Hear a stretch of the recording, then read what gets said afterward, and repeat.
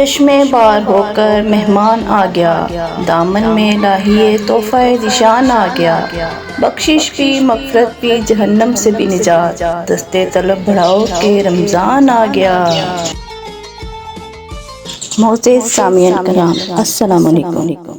امت مسلمہ رمضان کے مقدس مہینے میں قدم رکھ رہی ہے۔ رمضان کا مہینہ آتے ہی نیکیوں کی کھیتیاں لہلہا اٹھتی ہیں اور برائیوں کے سوتے خشک ہونے لگتے ہیں، گویا باتوں کا موسم بہار آ جاتا ہے اور مسلم معاشرے میں ایک نئی زندگی دوڑ جاتی ہے جو رحمتوں اور برکتوں سے لبریز ہوتی ہے۔ اس لیے ہم سب اس ماہ مبارک کا نہایت احترام سے خیر مقدم اور خوش آمدید کہتے ہیں، اس لیے کہ یہ مہینہ ہے جو ایمان و عمل میں جلا بخشتا ہے، صبر و اخلاق اور روحانی طاقتوں میں اضافہ کرتا ہے۔ مظلوم انسانیت کے لیے ہر سال پوری دنیا پر یہ سایہ فغن ہوتا ہے، اس لیے ہر سال پوری دنیا کے مسلمان اس مبارک مہینے کا استقبال کرتے ہیں، کیونکہ یہ باتوں کا عالمی اور عمل صالح کا جشن اہم کا وقت ہوتا ہے۔ اس میں امیر و غریب ایک دوسرے سے فیض یاب ہوتے ہیں۔ اسلام کے 5 بنیادی ارکان میں سے روزہ ایک نہایت اہم ستون ہے، جسے اللہ تعالیٰ نے امت مسلمہ کے ہر عاقل و بالغ پر 2 ہجری میں فرض کیا ہے۔ اس روزے کا وجود 5000 سال پہلے ملتا ہے،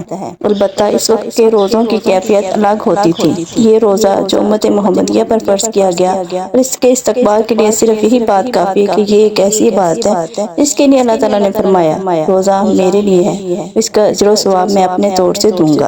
حضرت سلمان فارسی نے ایک مفصل روایت بیان کی ہے کہ شعبان کے آخری دن رسول اللہ صلی اللہ علیہ وآلہ وسلم نے وعظ فرمایا کہ لوگوں تم پر ایک عظیم مہینہ سایہ فغن ہونے والا ہے اور بڑا بابرکت مہینہ ہے۔ اس میں ایک رات ایسی ہے جو 1000 مہینوں کی عبادت سے بہتر ہے۔ اس کے روزے کو اللہ تعالیٰ نے فرض، اس کی رات کے قیام کو نفل قرار دیا۔ جو کوئی رمضان میں کسی نیک کام سے اللہ کا قرب حاصل کرے گا تو ایسے ہے جیسے غیر رمضان میں فرض ادا کیا، اور جس نے اس ماہ میں فرض ادا کیا تو وہ ایسا ہے جیسے غیر رمضان میں 70 فرض ادا کیا۔ یہ صبر کا مہینہ ہے، اس کا ثواب جنت ہے، اور یہ ہمدردی کا مہینہ ہے، اس میں مومن کی روزی بڑھا دی جاتی ہے۔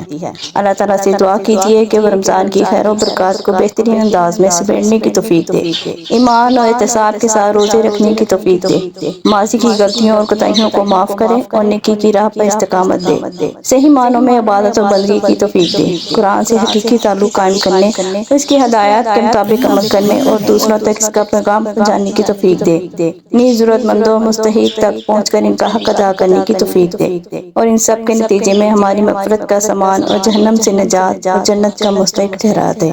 آمین۔ جزاک اللہ خیر۔